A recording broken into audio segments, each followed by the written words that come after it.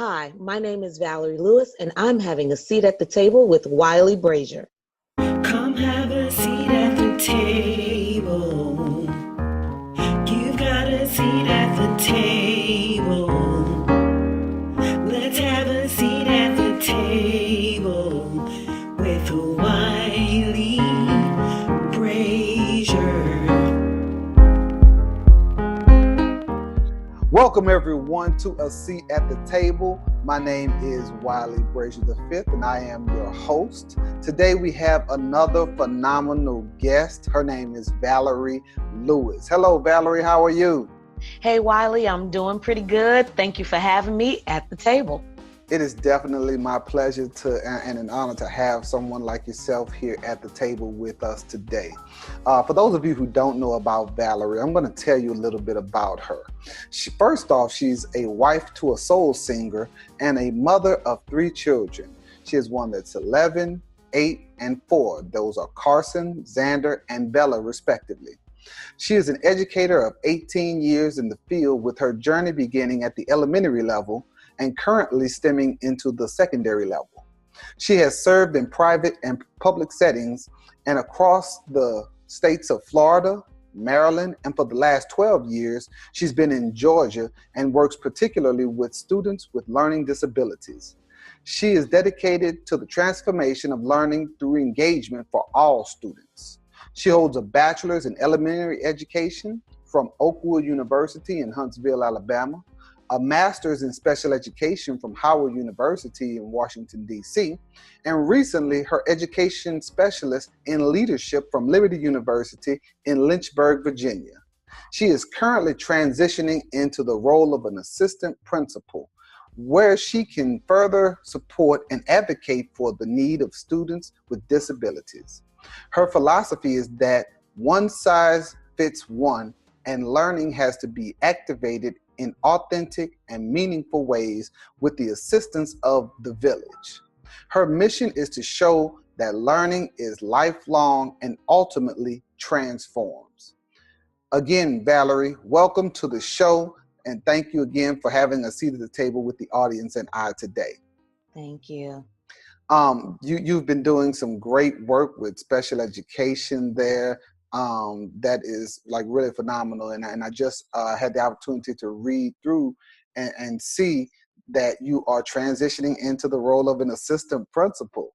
Are you excited about that?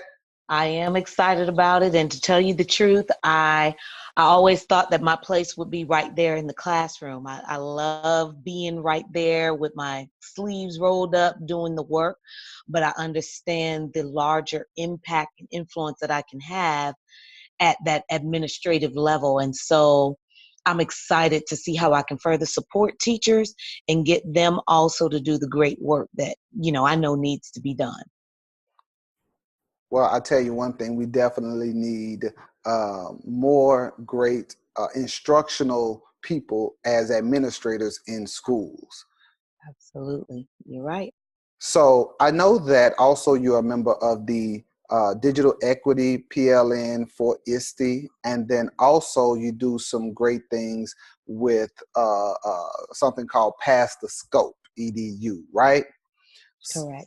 So I want to talk more today about the Pass the Scope EDU. First off, can you tell everyone what is Pass the Scope EDU?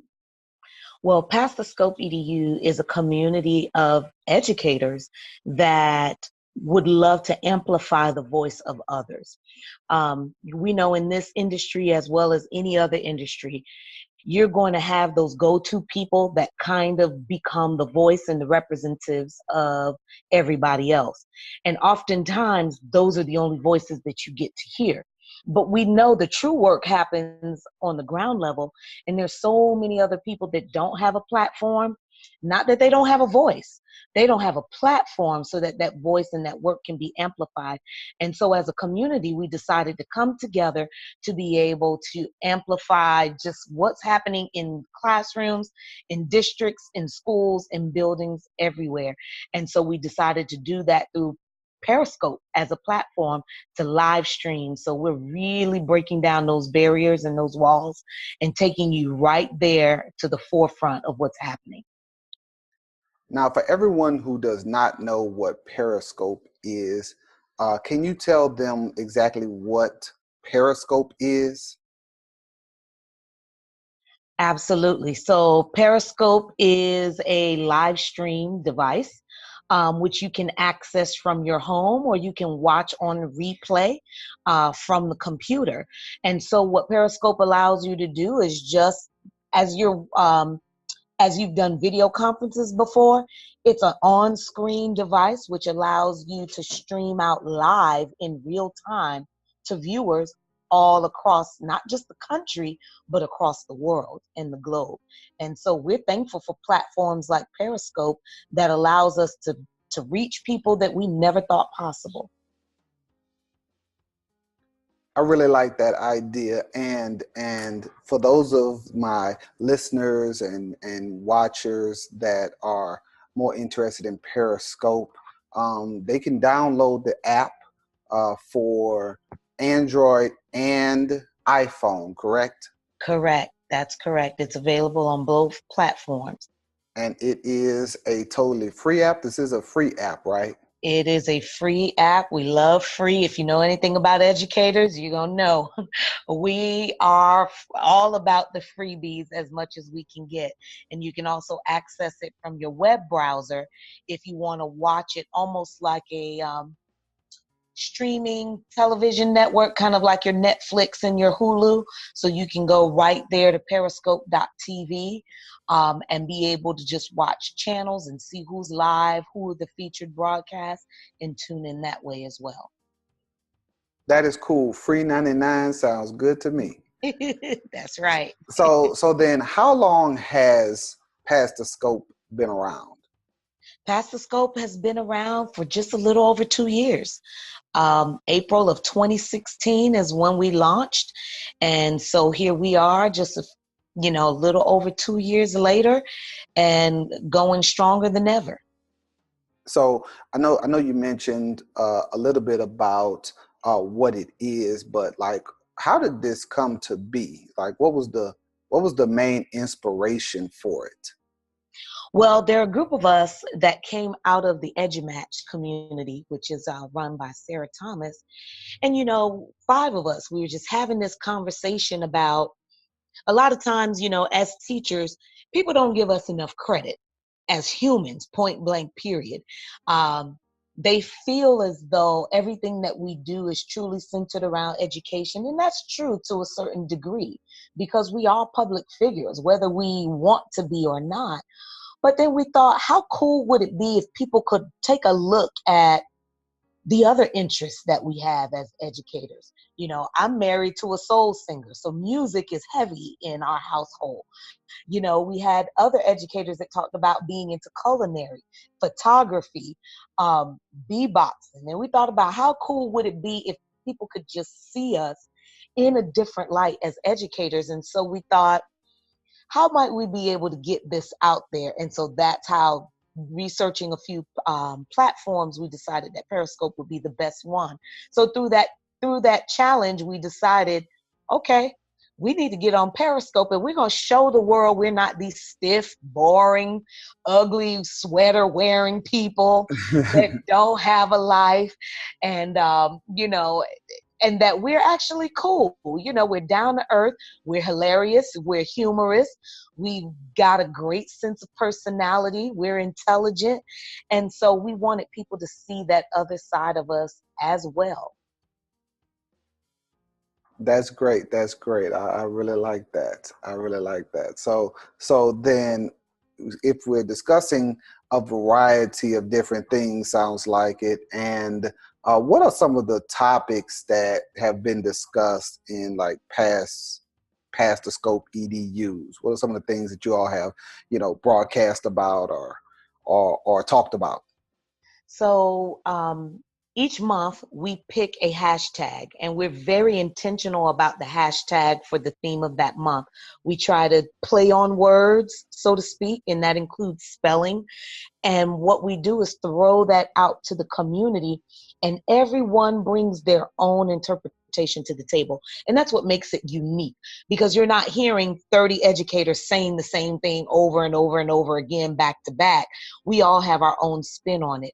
So the month of May, the most recent one that we've done was Made for This. And we spelled that MAY, letter D, for this. And so your interpretation of Made for This could have been from any perspective that you wanted to. It could have tied into education. It could have tied into a personal anecdote or story. And so you kind of think about those kind of things. So we've had Made for This. We've had What If, which leads to the endless possibilities. In May, we also did earlier in the May the 4th be with you. So playing on the Star Wars theme. Some people spoke directly on the Star Wars perspective. Some of us talked about being Jedis in this field of education, and having, having that will to be those thought leaders and those innovators in this space. But also talking about May the 4th be with you, knowing that it's the end of the school year, and it's the time where we may just want to throw in the towel. You say, look, if that kid says something to me, it's going to be the end. And so just thinking about the different aspects and the interpretations that can come from that, the possibilities were endless. So the list goes on and on. If you think about 24 months of scoping and all the different hashtags that we've come up with, Thanksgiving time, we talk about, either, I think we might have done Gratefully So, and everybody talking about those things that you were grateful for, whether it was family, friends, it was a situation that you've gone through. So the possibilities are endless. And I think that's what makes the community so powerful, because it's not scripted and it's not cookie cutter. You truly get to interpret it how you want, put your creative spin on it, and there's no wrong. There is no wrong. Everybody's interpretation is absolutely right. So then what do you think, since you all went to Periscope to do this, what do you think? And just full disclosure to my audience, by the way, I have also participated in Pass the Scope EDU as well. But what do you think the value or the power of video is? Well, you know what? We're in such an age where we like access. I think the visibility piece of it makes it transparent. Someone being able to look on the screen and see someone who looks like them. For me, an African-American female. For you, an African-American male. And just being able to say, wow, she's doing that. And being able to take a look and a view, but then to be able to hear my voice. And, because they could read it in a blog post, but there's something about the inflection in my tone. There's something about the passion that drives it, that speaks to the heartstrings of people, and you just can't beat it. Recently, we just came off the road, so to speak, at ISTE. Well, guess what? A lot of people that blog, if they weren't able to blog in the moment, they're curating those blogs now. But the power in us being able to hit a button and bring people in the moment right then and there. Someone sitting in Australia, on the other side of the world on a different time zone in their pajamas, watching ISTE as it's unfolding, you just can't beat that. And to know that they can ask a question. I think that we were doing Trisha Fugelstad. She was doing the tutorial, and to see people asking questions in real time, to say, can you ask her this? Can you ask her that? Can you ask her this question? And I was able to right then and there say to Trisha, hey, Trisha, someone on Periscope is asking a question right now. How do you do this? And she was able to pause what she was doing, give an answer, and that person be able to get it in real time. That's the power, and that's the value of being able to live stream. That leads me right into my next question, which I know that Pass the Scope EDU takes place once a month. And can you remind our audience what day and time, or what day that is? Yes, every third Thursday of the month. So you pop up. If you give us at least a few days ahead of time, you want to join us on a scope, just know every third Thursday of every month, we'll be going live from sun up to sundown. And we'd love to have your voice on there too. So feel free to join us on that. And so, are there any other? I know you say you just came off of ISTE, which we all live streamed a few different events. I mean, from keynotes to sessions, and it was just a really great time. I know I had an awesome time at ISTE and with Past the Scope Edu. But are there any other times other than that recent event at ISTE, or on the third Thursday of each month that any of the members of Past the Scope Edu broadcast live? Well, you know what? The community members, if there's something special going on at their school or their building, because we're all following each other in the community because it's about amplification, if I get a live notification on my phone, someone may be periscoping this awesome award ceremony happening at their school, or maybe a PD session. So it's really up to you whenever you feel most comfortable to share the goodness, like we like to say, the goodness happening in your building, in your district, whether it's a PD session, whether it's a cultural event, whether it is, some people even go as far as personal trips. Like yesterday, Ron was showing his family out on the lake. So no matter, there is no time restriction on when you can share learning. Learning happens at every turn. And so whenever you feel most comfortable, start a broadcast, and the community is going to be there, or somebody will possibly be there to catch it live, or will be able to catch it on replay. So, hey, it's up to you really when you go live. Okay, great. So Past the Scope is not a closed community then? Absolutely not. It is not a closed community. It's actually top heavy for educators right now, but we would love to intersect with people in the business world. We would love to intersect with community leaders and politicians, because at the end of the day, as Wiley had read earlier, as you read there earlier, it's really about the village. And we know we can't do this work alone. So we really need to find a way to bridge everyone in on this. So it's not a closed community. Come in when you can, how often you can. And when the time does not permit for you to, it's okay. There's no judgment. It's a judgment-free zone. That's cool. So is there any specific equipment that you need other than the Periscope application in order to broadcast? The only equipment you need is a phone and internet connection. If you've got that, you are ready to scope. So all you need is this little device here. Got you a smartphone, you've got some internet connectivity, you're good to go. You're ready to go. And the thing is, we won't set you up for failure. The community is very supportive. We'll do a private tutorial session with you. We will make sure that that you know how to start the broadcast, label the broadcast. We'll make sure you know how to officially pass the scope to the next person coming after you. We'll make sure you know how to turn your camera around, stop the broadcast, so you're not freaking out on camera live with viewers.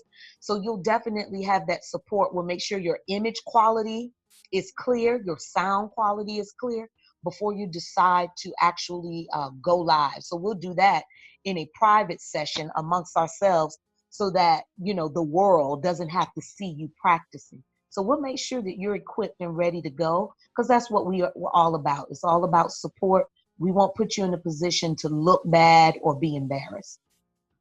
That is great. That is great. And you were talking about the power of video earlier, and that's one reason why we also have, even with the Seat at the Table podcast, yes, many people listen to it audio, but we also have the video as well, because like you said, it's nothing like being able to see someone and connect with them as well, visually as well.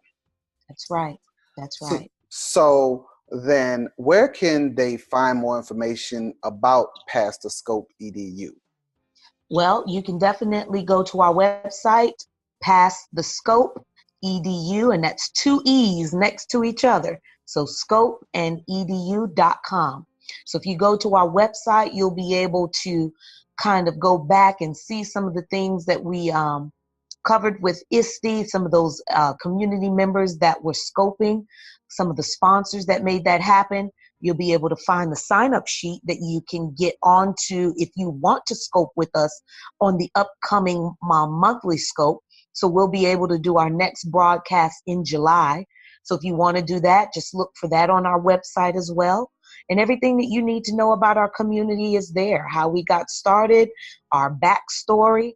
So that's going to be our best bet. And, you know, while I have the opportunity, on Twitter, you won't necessarily see a Pass the Scope EDU account because, you know, we were on fire on Twitter. And I think Twitter seemed to think that we were a bot. And so they shut down our Twitter account. So on Twitter, if you do try to follow us, you will need to follow us as a hashtag. So if you use hashtag Pass the Scope EDU on Twitter, you'll be able to see all the videos that everyone has done. But we certainly, if you've got some playing power, we need you to reach out to those folks at Twitter and say, hey, this is an awesome community here. Y'all need to restore that account so these folks can continue to spread the positive message of things happening in education. I know they love scandal, but we're not about no scandal. We're not doing anything ratchet here. We want people to know about the goodness happening in education. We want those stories amplified.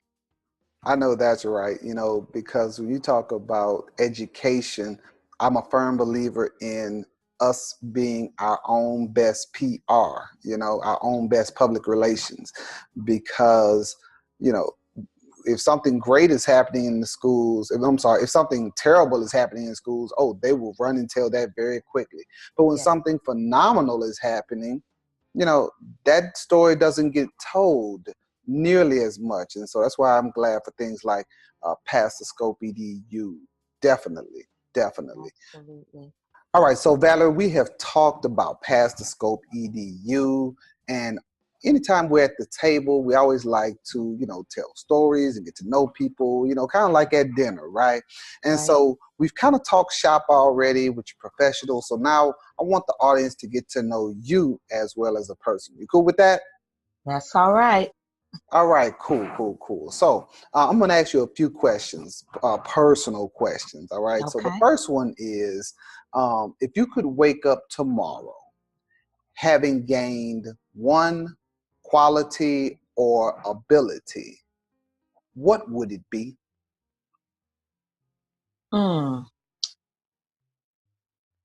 If I had the ability to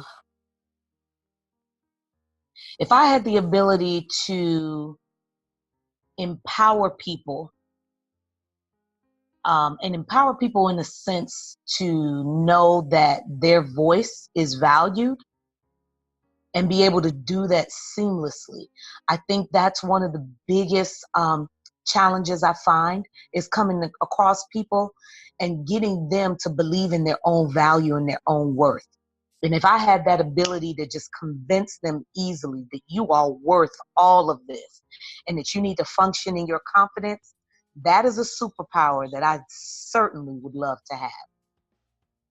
Kind of going back to May the 4th be with you, you know, play that Jedi mind trick on them, right? That's right.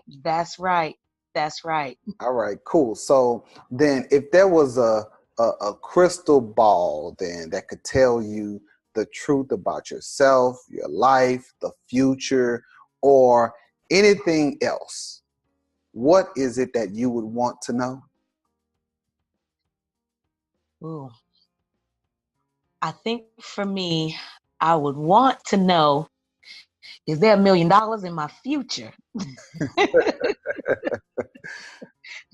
Can I get some big corporate contracts? I mean, that would be nice. I want to be able to leave behind a legacy for my kids.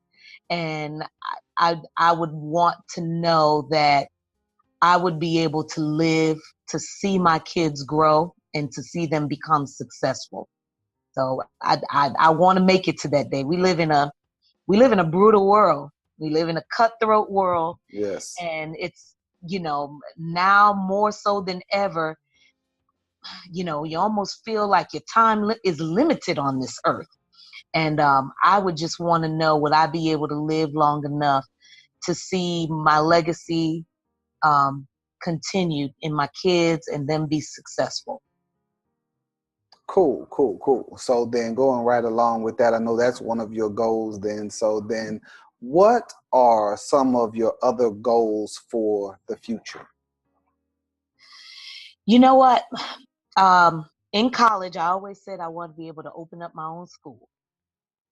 And, I don't know how true that is for me as much, but I really want to be able to just do things on the entrepreneurial side and have an impact. So I don't know that I necessarily need to be tied to a school or a physical brick and mortar, but I certainly want to be able to make an impact in the community. So things like, ed obstacles that I do, just know that, wow, I could see that just go full force. So that's definitely something that I would say, just looking forward into the future, have my entrepreneurial act on, so to speak, and just knowing that I'm doing things in that regard. If a brick and mortar school shows up, that's fine, but I don't want to be tied into one location. So then tell me about ed obstacles. Tell us about what is ed obstacles. All right. So ed obstacles is an immersive learning experience. I've got 2 boys and a girl, and my oldest, he was all into this American Ninja Warrior series. I'm talking about, he knew all the people, the contestants. He knew what time the show was. He was obsessed. And I'm like, well, dang, how can I get him to be obsessed about school like this? And so I just, it just kind of hit me. How might I be able to take what he's so into and marry that with education? And so obstacle courses paired with academic standards, ed obstacles was born. And so I decided not to just do it all myself, but utilize students at the school to design obstacle courses that they would love to see for other students. So it's designed by students for students. And so it was born. We launched that in the fall of 2016 at Maker Faire Atlanta. So it kind of seemed like a lot of great things was happening in 2016. The birth of Pass the Scope Edu, and then ed obstacles came along shortly after. And so that's what we're doing. We design obstacle courses and we pair them with academic standards. That sounds like a phenomenal idea. And I think I saw you pass the scope from what one of them kind of looks like, right? Absolutely. Yep. This past fall, October of 2017, we were at Maker Faire again. They invited us back, and yep. So you saw the kids and the students in action, explaining themselves, and participants coming in and going through the course. Definitely going back to the power of video as well. They were definitely enthusiastic about what they were doing during that time. So another question here is, if you were able to live to the age of 90, okay, we know you're going to live to like 190, right? but let's just say at 90, and either retain the body of a 30-year-old for the last 60 years of your life, or retain the mind of a 30-year-old for the last 60 years of your life, which would you want? Give me my mind. I think my mind. I could always work on that body. There's always these magicians, surgeons that can make the magic happen, but you can't get a pill and you can't get surgery for your mind. Once that mind is gone, that is it. So I would definitely say mind over body. And look, and if I believe I'm beautiful, ain't nothing nobody can tell me about what the physical looks like. So definitely give me my mind. Definitely. Okay, cool. Beauty is only skin deep anyway, right? That's right. That's right. All right. Well, So then before we go, we always have, anytime we're at the table, we always have our special guest to either tell us a joke or a quick story, and it can be from any of your past experiences. All right. So let's see. Well, I'll go back to how me and my husband met. Okay. If you leave it up to him, he like to tell you that I was sweating him. And for those of you that, don't understand that vernacular, sweating means I was the one pursuing him. He didn't notice me, but I was all over him. And, we grew up around the same people all our lives. Our churches, we share the same faith, and we had mutual friends all of our lives growing up in Miami, Florida, and didn't know each other. And it wasn't until college I was coming from doing my student teaching, and he actually was working transportation at the college that we went to. And, I paid him a compliment. I like a guy who knows how to dress, is well put together and groomed well. So I paid him a compliment that he smelled good. Now, it could have been the other way. He could have smelled like he just came out of a locker room, but he smelled good. Well, he took me making that comment, as I was sweating him. Mind you, I was dating somebody at that time, so there was no way I was flirting with him. And, long story short, we ended up back in Miami, Florida. I ended up teaching at the school where his mom worked. And Wow. So he came on campus one day, and we saw each other from afar. And our college in Huntsville, Alabama is a small one, so you recognize a face. You may not know their names, but you recognize, like, man, I know you from somewhere. And that's what it was. And then, 2 and 2 put together, we ended up dating each other at that point. And, our love story continues to this day. So if you ever meet him in person, he'll swear to death that I was the one that was sweating him and pursuing him. But in all actuality, it was the other way around. Most definitely. That's cool.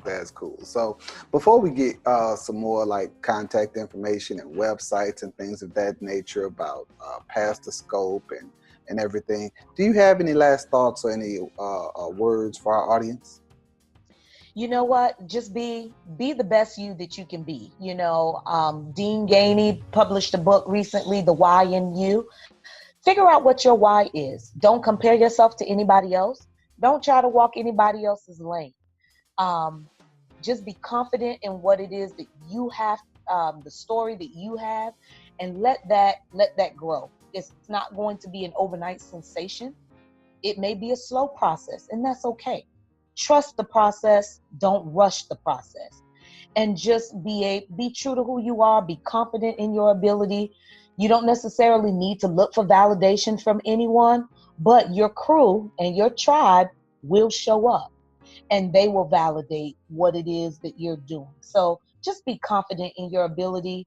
Be the best you that you can be. Tell your story. Amplify that. Put your blinders on. Have tunnel vision.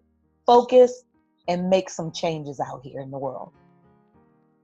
That is great. And I am so thrilled to have you as a part of my tribe, I must say, Valerie. Right. And also going back to the why in you with Dean Gainey was put out by EduMatch Books, which is also Sarah Thomas that you mentioned earlier, who helped with the Past the Scope earlier that you mentioned. Oh. And she is also a member of the ISTE Digital Equity Network as well. So if you all want to hear more about her, you can check out a previous episode as well. We've had her have a seat at the table as well.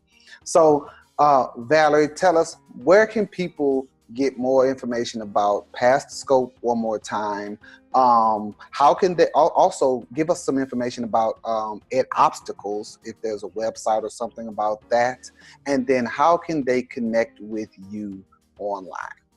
Absolutely. So to know more about Past the Scope EDU, definitely go right to the website, www.pastthescope, Edu. You want to make sure there are 2 E's there, one at the end of Scope and the edu.com, to know more about Ed Obstacles. And if you would like some information on that, or just some professional development or a training workshop where teachers can design their own workshop so that you can have one there at your school, edobstacles.com. That's ED Obstacles with an S.com. And then you can find me across all platforms. Letter I am the Lewis. So that V is for Valerie. I am the Lewis. And that's on LinkedIn, Twitter, IG, Facebook, and Twitter. I am the Lewis. All right, cool. So Valerie, again, thank you for joining me today and sharing your time, talents, and your treasure with me and the world. Thank you everyone for tuning in, whether you're listening to the audio cast or the video cast on YouTube. Thank you for your participation in this conversation. And like a home-cooked meal, I hope this show has nourished your body and your mind. So until next time, with me, you will always have a seat at the table. Thank you so much, Valerie. Thank you, Wiley.